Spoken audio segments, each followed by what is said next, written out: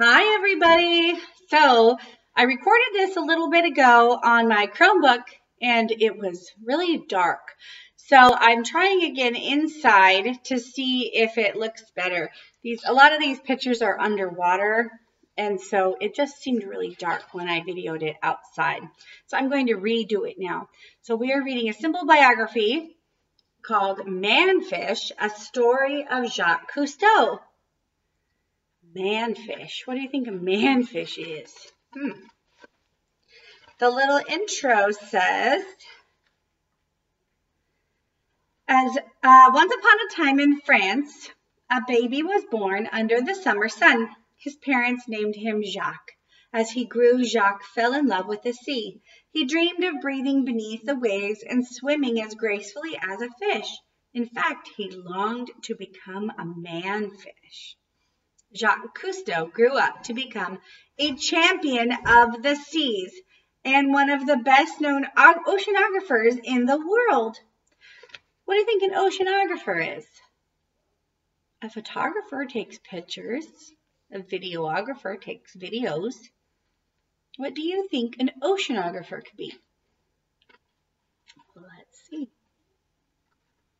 Our story starts many years before in France, with a little baby boy born under the summer sun. His parents named him Jacques. From the very beginning, little Jacques loved water, the way it felt on his hands, his face, his body, and water made him wonder. He wondered why ships floated, why he floated, and why rocks sank.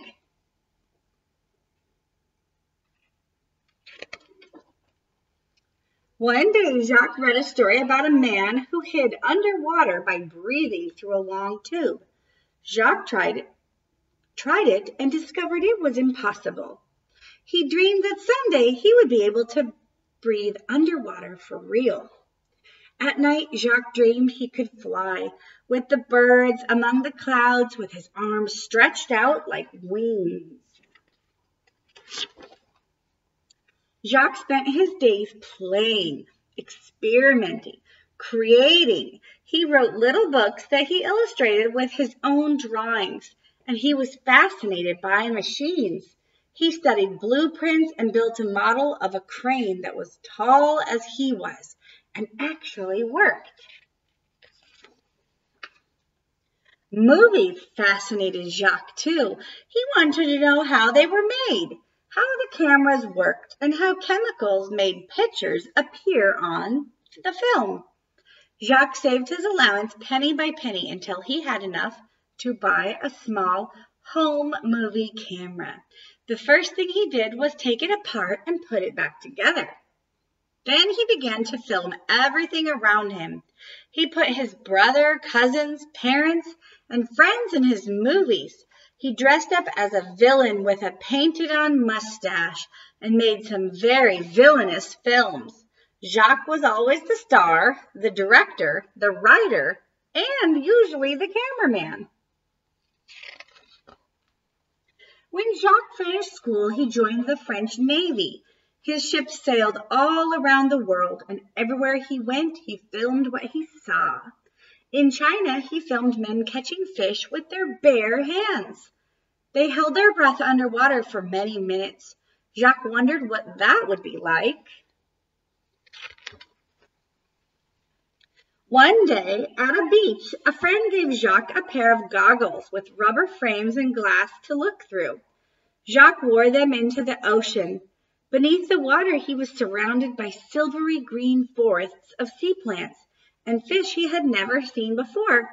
Everything was silent and shimmering. It was a whole new world. When he came up, he saw cars, people, buildings, and telephone poles. Once again, he went below into the magical underwater world. At that moment, Jacques knew his life was changed forever. His eyes had been opened to the wonders of the sea.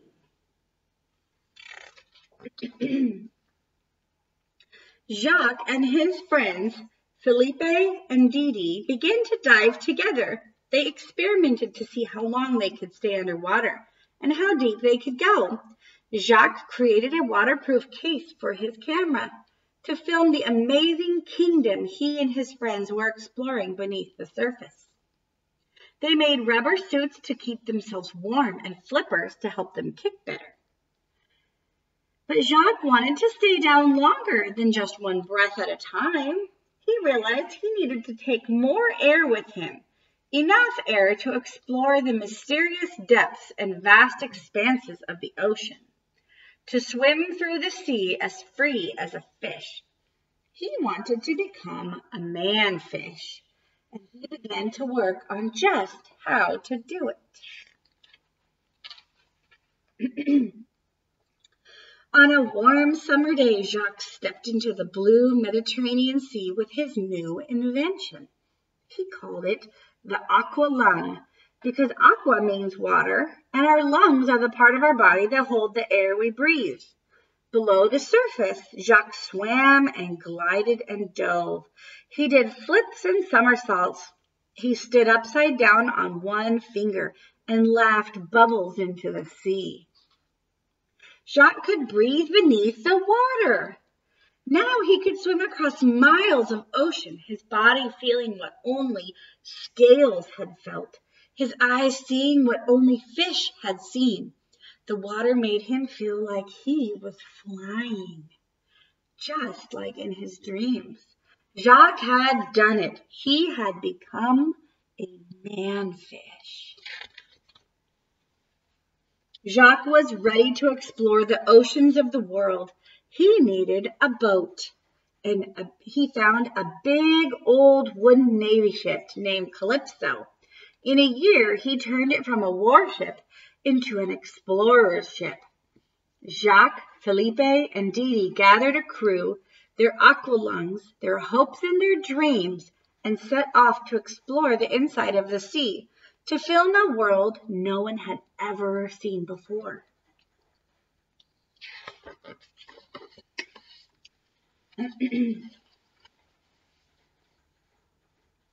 On their journeys, they dove deep into a seascape of plants, green and purple prickly plants, red branchy plants, spongy plants, wispy, feathery, swaying plants, slowly dancing to the rhythms of the sea.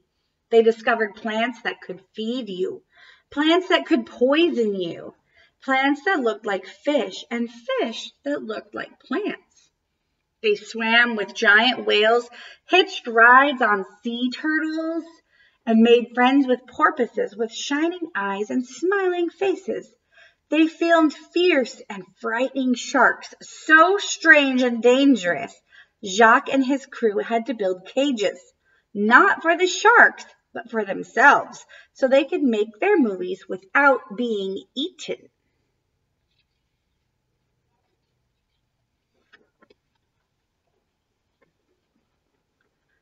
Their cameras captured camouflage, scorpionfish, ugly as toads with poisonous spines, dorados, brilliant shining fish that glowed the colors of emeralds, sapphires, and rubies, checkerboard fish with red and white checks from head to tail.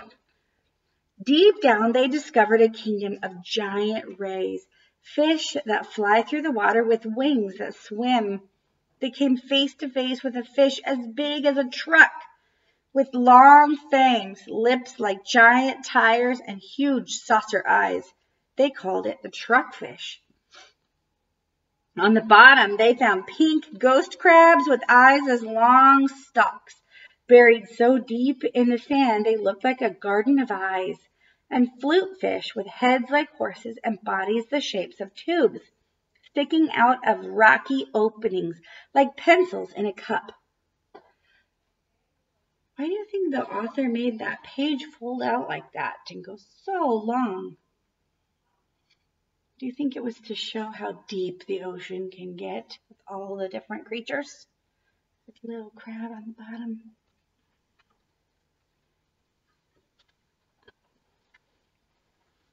Everywhere the Calypso went, Jacques and his crew made films of what they saw, films that played in movie theaters, films that played on TV. Millions of people all over the world discovered the wonders of the sea for the very first time. with Jacques, Felipe, Didi, and their adventurous crew. After Jacques spent most of his life making movies about the sea, he saw something happening, something shocking. Plants that used to be alive and healthy were being poisoned. Fish were sick and dying. Jacques saw that people, without realizing it, were slowly killing the sea and its creatures by dumping garbage and poisonous chemicals into the ocean he loved so much. Jacques knew what he had to do. He had to make movies. Movies to warn people.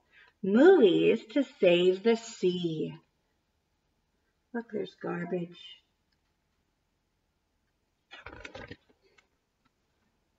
Jacques also spoke to presidents, to kings and queens, to people all over the earth, asking them to save our oceans, our planet, and he spoke to children. Jacques dreamed that someday it would be you exploring worlds never seen, never imagined, whole new worlds, silent and shimmering, worlds that are now yours to discover, to care for, and to love. The end.